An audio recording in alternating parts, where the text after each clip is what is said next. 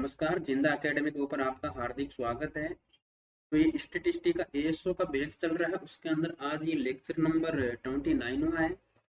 इससे पहले जो 28वां लेक्चर था उसके अंदर हमने जो स्टार्ट किया था वो किया था वेटेज का जो इंडेक्स था वो सूचकांक, वो टॉपिक स्टार्ट किया था, मतलब भारित सूचकांक हमने स्टार्ट किया था।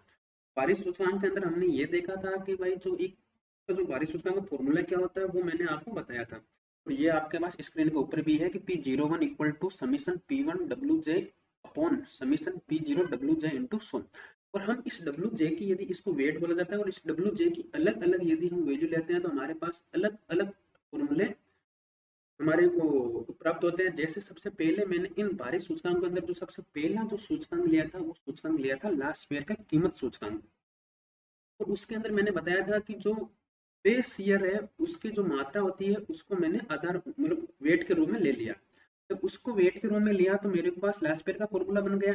और इसी प्रकार से जब मैं करंट ईयर की जो क्वांटिटी होती है यदि मैं वेट के रूप में ले लूं तो मेरे को पास्ट ईयर का कीमत सूचकांक प्राप्त हो जाता है। अब जो इन दोनों के बीच में रिलेशन भी मैंने कल पढ़ा दिया था। अब जो आज वाला ये जो लेक्चर है वो इसके कंटिन्यू आगे है।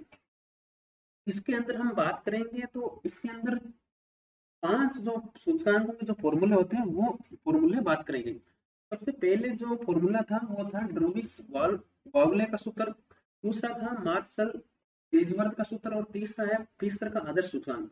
और चौथा हम पढ़ेंगे वाल से और पांचवा हम पढ़ेंगे केली का सूत्र।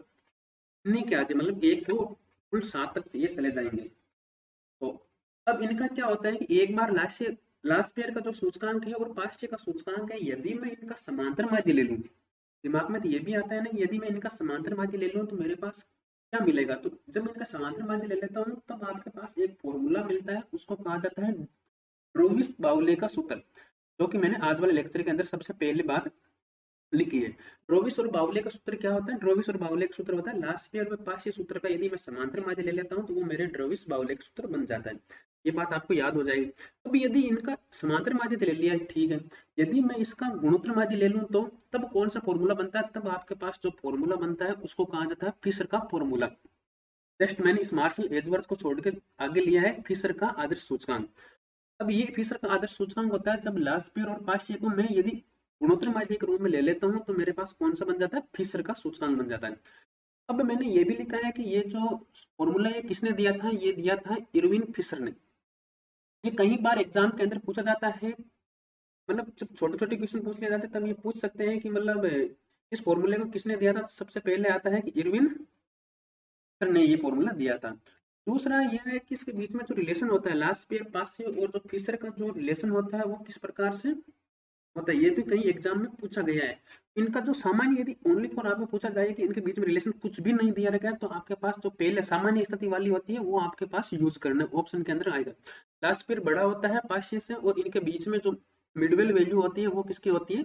फिशर की होती है। यदि इस क्वेश्चन के अंदर पर्टिकुलर दे दिया जाता है कि जो लास्ट पेयर है वो लेस देन है पास से फॉर्मूले से, तब आपके पास ये फॉर्मूला यूज करेगा। कुल मिला के इनके जो बीच के अंतर्गत कौन आएगा? वो फिशर का फॉर्मूला आएगा। इस चीज को आपको याद होना चाहिए कि भाई फिशर का आदर्श सूचकांक क्या होता है। फिशर का आदर्श सूचकांक एक बार फिर से बोल देता हूँ। फिशर का आदर्श सूचकांक होता है वो लास्ट पेयर और पास का गुणोत्तर माध्य होता है। और इसका जो रिलेशन होता है वो इस पर याद होना चाहिए। अब जो अब जो अगला जो सूचकांक है वो है मार्शल एजवर्थ का सूचकांक। मार्शल एजवर्थ ने क्या किया था कि जो वेट लिया था उन वेट के अंदर एक तो आधार वर्ष की जो मात्रा है और प्रचलित वर्ष की मात्रा है उनको समांतर माध्य के रूप में ले लिया। जैसे ही मैं इस डब्ल्यू जे जो वेटेज होता है वो आधार वर्ष की मात्रा और यदि प्रचलित वर्ष की मात्रा को यदि मैं समांतर माध्य ले लेता हूँ तो मेरे पास जो मार्शल एजवर्थ का सूत्र प्राप्त हो जाता है। मार्शल एजवर्थ का सूत्र P01 ME equal to summation P1 W J की जगह मैंने क्या वैल्यू रख दी? डब्ल्यू जे कौन सा डब्ल्यू जे ये इस डब्ल्यू जे की वैल्यू ही हम पुट कर रहे हैं। तो इस डब्ल्यू जे की जगह वैल्यू यदि मैंने ये वैल्यू रख दी तो ये मेरे पास किसका फॉर्मूला बन जाएगा? मार्शल एजवर्थ का। इस प्रकार हमने फिशर के आदर्श सूचकांक के अंदर रिलेशन पढ़ा था, वैसा ही रिलेशन मार्शल एजवर्थ के सूत्र के अंतर्गत भी है। लास्ट ईयर और पास्ट ईयर के बीच में मिड वैल्यू किसकी होती है? मार्शल एजवर्थ की मिड वैल्यू होती है। फिर इसके बाद में जो वाल्से का सूत्र होता है, जैसे मैंने यहाँ पर आपके पास मतलब समांतर माध्य ले लिया ना, आधार वर्ष की मात्रा और प्रचलित वर्ष की जो मात्रा होती है उसका समांतर माध्य है। इसी प्रकार से जब मैं इनका गुणोत्तर माध्य ले लेता हूँ किसका फॉर्मूला बन जाता है? वो वाल्से का फॉर्मूला बन जाता है। तो ये भी फॉर्मूला आपको याद हो जाएगा कि वो वालसे में क्या किया था, प्रचलित वर्ष और आधार वर्ष के समांतर माध्य वो इसमें ले लिया गया था। फिर आता है केली का सूत्र।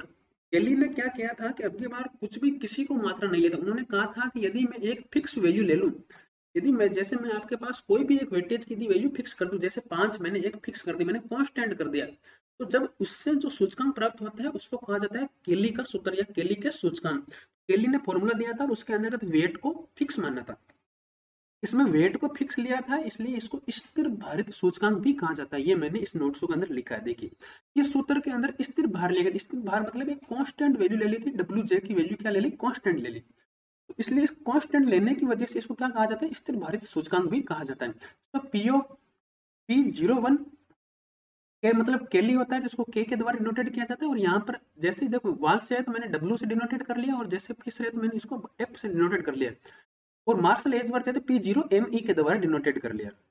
जैसे P0 के मतलब केली का सूत्र है, और मैंने डब्ल्यू जे की वैल्यू क्या ले ली, फिक्स ले ली डब्ल्यू। अब फिर इसके अंदर एक और मैंने चीज लिखी है कि यदि इसके अंदर यदि आधार वर्ष को यदि आप चेंज करते तो इसके अंदर जरूरी नहीं है कि आप इसका भार में भी परिवर्तन करें, भार आप कांस्टेंट रख सकते हो, क्योंकि भार तो कांस्टेंट है ना, तो इसमें आधार वर्ष का फर्क पड़ने से कोई भी फर्क नहीं पड़ेगा। आधार वर्ष ने परिवर्तन कर दिया तो इसका मतलब इसके वेटेज को भी चेंज करना पड़ेगा, कोई जरूरी नहीं है, अनिवार्य नहीं। ये कई बार क्वेश्चन आया हुआ है कि यदि आधार वर्ष को परिवर्तन करने पर कौन सा सूचकांक में जो वेटेज होता है वो चेंज नहीं होता, तो इसका जो फॉर्मूला आएगा वो आएगा केली का सूत्र।